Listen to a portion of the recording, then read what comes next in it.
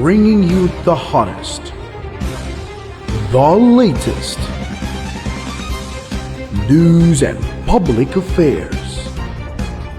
Balita nga malapit sa pumuluyo, adlaw-adlaw. Daily News Central.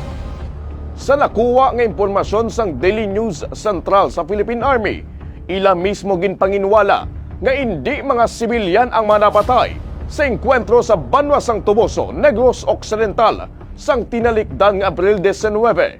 Yaring report.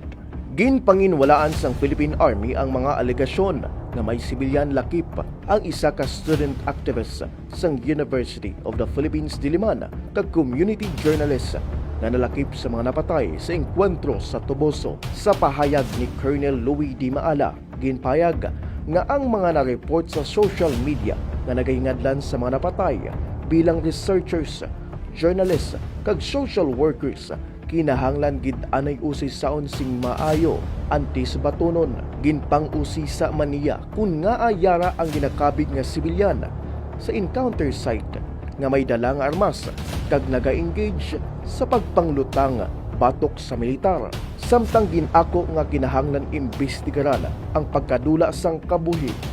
Ginpahayag sang Philippine Army nga ang presensya sang armas kag posible partisipasyon sa armado nga komprontasyon nagabutang sang duda sa mga alegasyon online. Sa piyak nga bahin, ginpamatud-an sang karapatan kag human rights advocates Negros ang kamatayon ni RJ Ledesma. Samtang ginreport man sang UP Diliman ang pagkapatay sang UP councilor nga si Alaysa Alano. Suno naman sa New People's Army, Apolinario Gatmaitan Command, ginakabig nila nga martir ang mga napatay kag ginangkon nga isa lamang ini kagamay nga unit sang ila puwersa.